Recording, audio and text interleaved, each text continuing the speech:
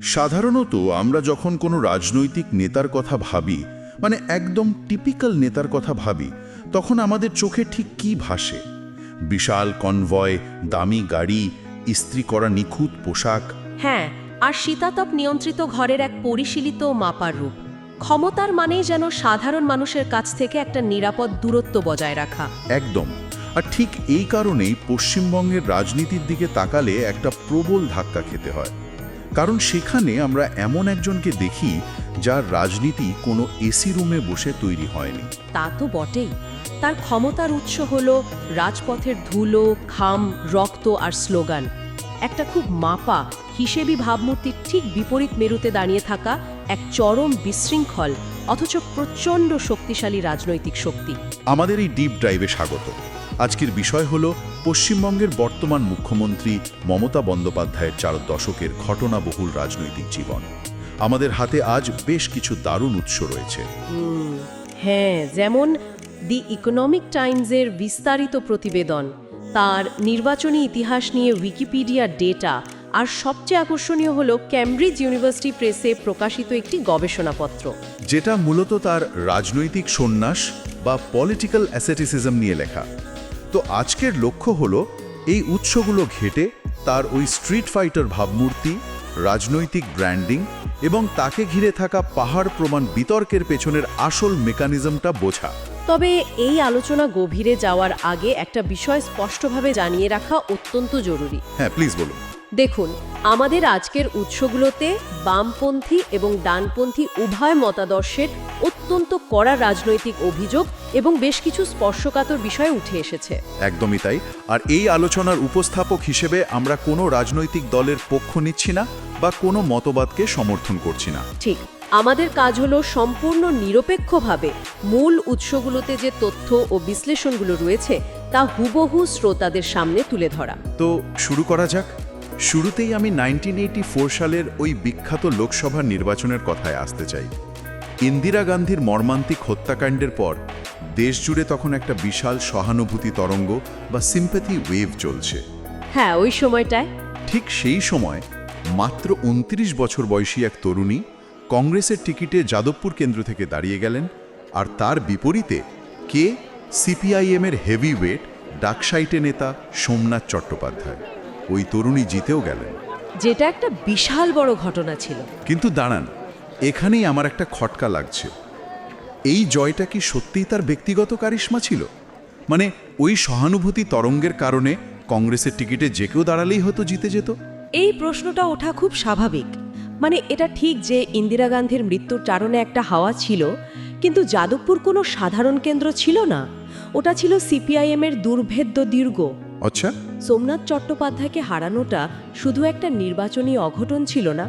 29 বছরের ওই তরুণী যেভাবে পাড়ায় পাড়ায় ঘুরে, দেওয়াল লিখে, মানুষের বাড়ি বাড়ি গিয়ে একটা ব্যক্তিগত সংযোগ তৈরি করেছিলেন, সেটা তৎকালীন বামেদের প্রাতিষ্ঠানিক রাজনীতির কাছে একটা বিশাল ধাক্কা ছিল, তাই তো?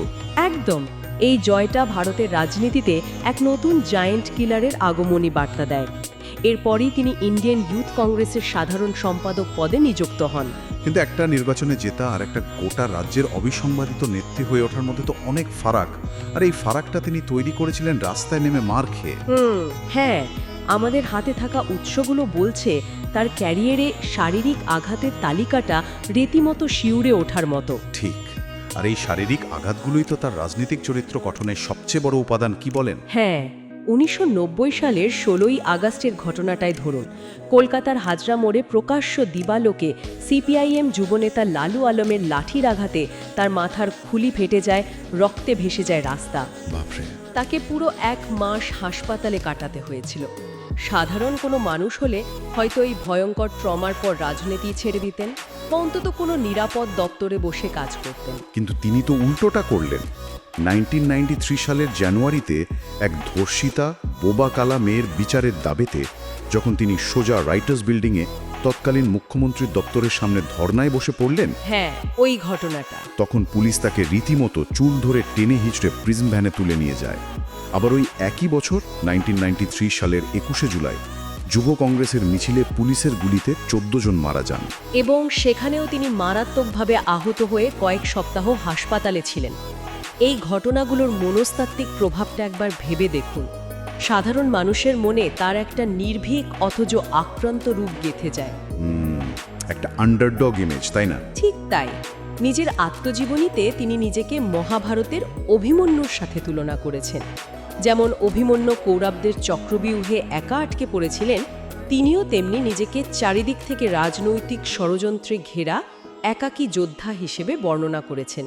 আচ্ছা, বিষয়টা একটু খুলে দেখা যাক। এই পুরো বিষয়টা শুনতে শুনতে আমার একটা জাপানি শিল্পের কথা মনে পড়ছে, কিনসুগি। ওই যে ভাঙা পাত্র জোড়া লাগানোর শিল্পটা। একদম ঠিক, যেখানে ভাঙা সিরামিকের পাত্রকে আঠা আর সোনা দিয়ে জোড়া লাগানো হয়। পাত্রটা আর আগের মতো থাকে না ঠিকই, কিন্তু ওই সোনার দাগগুলো তাকে আরও মজবুত আর মূল্যবান করে তোলে। দারুণ একটা রূপক এটা। শারীরিক আঘাতগুলো তার রাজনৈতিক কেরিয়ার শেষ না করে তাকে একজন ইস্পাত কঠিন অগ্নিকন্যা হিসেবে গড়ে তুলেছে। কিন্তু প্রশ্ন হলো, রাজনীতিতে কি শারীরিক আঘাতই একজন নেতাকে সাধারণ মানুষের সবচেয়ে কাছের মানুষে পরিণত করে? না, শুধু মার খেয়ে বা সহানুভূতি কুড়িয়ে দীর্ঘদিন টিকে থাকা যায় না। এই স্ট্রিট ফাইটার ভাবমূর্তিকে একটা স্থায়ী রূপ দেওয়ার জন্য প্রয়োজন ছিল একটা সুচিন্তিত রাজনৈতিক জীবনযাত্রার।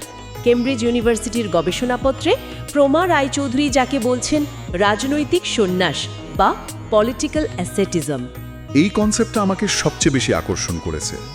এই রাজনৈতিক সন্ন্যাস বিষয়টা আসলে কি? এটা কি শুধু ওই সাদা শাড়ি আর হাওয়াই চপ্পল পরার মধ্যেই সীমাবদ্ধ?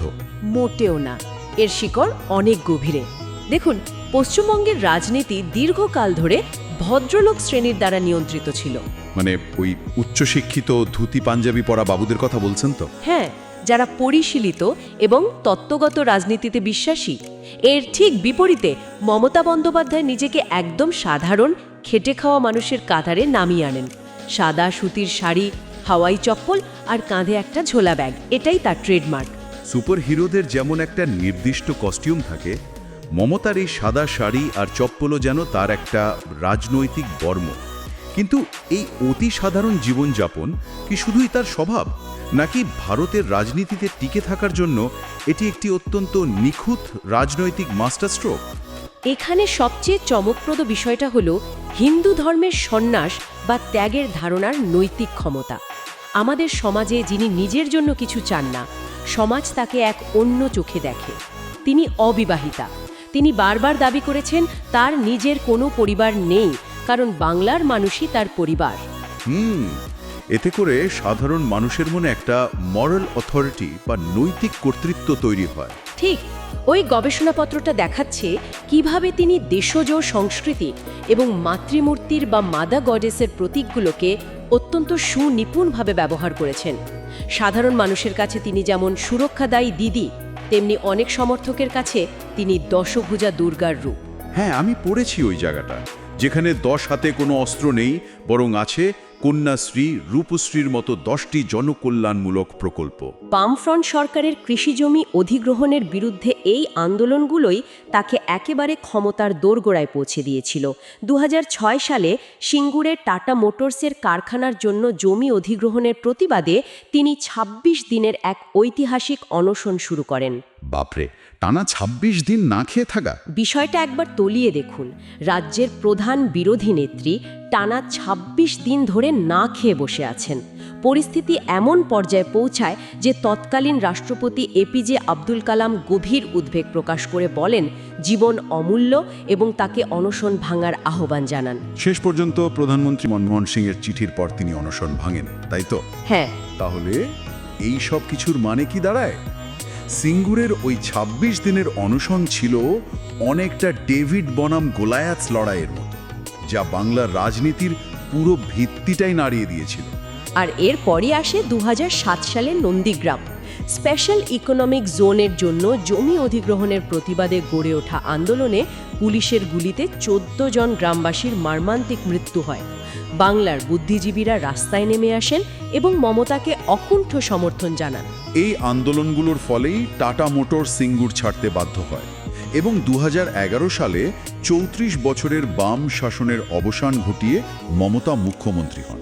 সবচেয়ে বড় কথা, 2016 সালে সুপ্রিম কোর্টও রায় দেয় যে বাম সরকারের ওই জমি অধিগ্রহণ প্রক্রিয়াটি সম্পূর্ণ বেআইনি ছিল। কিন্তু ক্ষমতার কেন্দ্রে আসার পর কি একজন স্ট্রিট ফাইটার সফল প্রশাসক হতে পারেন? বিরোধী দল থেকে ক্ষমতার শীর্ষে যাওয়ার পর 2021 সালে তাকে তার জীবনের সবচেয়ে কঠিন রাজনৈতিক লড়াইয়ের মুখোমুখি হতে হয়েছিল। 2021-এর বিধানসভা নির্বাচন, গোটা কেন্দ্রীয় সরকার, বিশাল সব রথী মহারথীরা বাংলার ডেলি প্যাসেঞ্জারি করছেন। এই নির্বাচনে তিনি তার পুরনো কেন্দ্র ভবানীপুর ছেড়ে সোজা চলে গেলেন নন্দীগ্রামে, তারই একসময়ের অনুগামী শুভেন্দু অধিকারীর বিরুদ্ধে লড়তে। এটা তো রীতিমতো জুয়া খেলা ছিল, এবং এই জুয়া খেলায় তিনি নন্দীগ্রামে হেরেও যান, কিন্তু তার দল বিপুল সংখ্যাগরিষ্ঠতা পায়। হ্যাঁ, পরবর্তীতে তিনি ভবানীপুর উপনির্বাচনে 58,000-এরও বেশি ভোটে জিতে মুখ্যমন্ত্রী পদে বাহাল থাকেন। তবে 2021-এর নির্বাচনের সবচেয়ে চমকপ্রদ দিকটা ছিল আইপ্যাকের অন্তর্ভুক্তি। এই কর্পোরেট ডেটা নির্ভর রাজনৈতিক সংস্থার সাহায্যে তার ব্র্যান্ডিং করা হয় বাংলার নিজের মেয়ে হিসেবে। আর নির্বাচনী প্রচারে পায়ে জোট পাওয়ার পর হুইল চেয়ারে বসে প্রচার চালানোর বিষয়টা, গবেষণাপত্রটি এই হুইল চেয়ারের প্রচারণাকে জেন্ডার্ড ভালনারেবিলিটি বা নারীসুলভ দুর্বলতার এক চরম রাজনৈতিক ব্যবহার হিসেবে ব্যাখ্যা করেছে। একটা আগ্রাসী শক্তির বিরুদ্ধে একজন আহত নারী হুইলচেয়ারে বসে লড়ছেন, এই দৃশ্যটা মানুষের সহানুভূতির সব বাঁধ ভেঙে দিয়েছিল। রাজনীতিতে এটা একটা অদ্ভুত ব্যালেন্সিং অ্যাক্ট। একই সাথে নিজেকে একজন ভিকটিম বা আক্রান্ত ঘরের মেয়ে হিসেবে দেখানো, আবার পরমুহূর্তেই একজন অদম্য অপরাজেয় নেত্রী হিসেবে তুলে ধরা। ভোটাররা এই দ্বৈতসত্তাকে কিভাবে গ্রহণ করে? ভোটেরা গ্রহণ করলেও বিরোধীরা কিন্তু আক্রমণ করতে ছাড়েনি। বামপন্থীরা তার এই অতি সাধারণ জীবনযাপন বা সন্ন্যাসীর রূপকে সোজাসুজি ছদ্মবেশ বলেছে। এমনকি অতীতে তার উপর হওয়া শারীরিক আঘাতগুলোকেও তারা সাজানো নাটক বলে কটাক্ষ করেছে, তাই না? একদম। অন্যদিকে বিজেপি অত্যন্ত সুকৌশলে তা থেকে পিসি বলে ডাকতে শুরু করলো। এর মূল লক্ষ্য ছিল ভাইপোকে রাজনীতিতে এগিয়ে দেওয়ার জন্য পরিবারতন্ত্র বা নেপোটিজমের অভিযোগ তোলা। এছাড়াও মুসলিম তোষণের অভিযোগ তুলে তাকে মমতাজ বেগম বলেও আক্রমণ করা হয়েছিল। লুকিয়ে থাকে তার প্রশাসনে। এবার আমরা দেখব তার সরকারের সাফল্য ও বিতর্কের দিকগুলো। প্রশাসক হিসাবে তার অন্যতম বড় সাফল্য হল কন্যাশ্রী প্রকল্প, যা জাতিসংঘের স্বীকৃতি পেয়েছে। এছাড়াও লক্ষ্মীর ভাণ্ডারের মতো ক্যাশ ট্রান্সফার প্রকল্পগুলো তাকে গ্রামীণ নারী ও সাধারণ মানুষের কাছে প্রবল জনপ্রিয় করেছে। এর পাশাপাশি তিনি ইতিহাস, শিল্প ও সংস্কৃতির অনুরাগী। নিজে ছবি আঁকেন এবং বইও লেখেন। কিন্তু এখানেই বিষয়টা সবচেয়ে আকর্ষণীয় হয়ে ওঠে, কারণ আমাদের উৎসগুলো বলছে এই সাফল্যের পাশাপাশি রয়েছে পাহাড় প্রমাণ বিতর্ক। হ্যাঁ, সারদা ও রোজ ভ্যালি কেলেঙ্কারির কথা বলতেই হয়, যেখানে তাঁর আঁকা ছবি 1.8 কোটি টাকায় বিক্রি হওয়ার অভিযোগ উঠেছিল। আর সাম্প্রতিক সময়ে রাজ্যের আইন শৃঙ্খলা নিয়ে ওঠা প্রশ্নগুলো, সন্দেশখালিতে নারী নির্যাতন ও জোর করে জমি দখলের অভিযোগ এবং কলকাতার আরজিকর হাসপাতালের নারী চিকিৎসকের মর্মান্তিক ধর্ষণ ও হত্যার ঘটনায় তার সরকারের ভূমিকা দেশ জুড়ে সমালোচিত হয়েছে। এছাড়াও তো ইডি বা এনফোর্সমেন্ট ডিরেক্টরেট আইপ্যাকের অফিসে তল্লাশি চালিয়েছে এবং তার সরকারের অসহযোগিতার অভিযোগও রয়েছে। একদমই তাই। একদিকে আন্তর্জাতিক মঞ্চে প্রশংসিত জনকল্যাণমূলক প্রকল্পের প্রণেতা, অন্যদিকে নিজ রাজ্যে আইন শৃঙ্খলা ও দুর্নীতির অভিযোগে বিদ্ধ একজন প্রশাসক।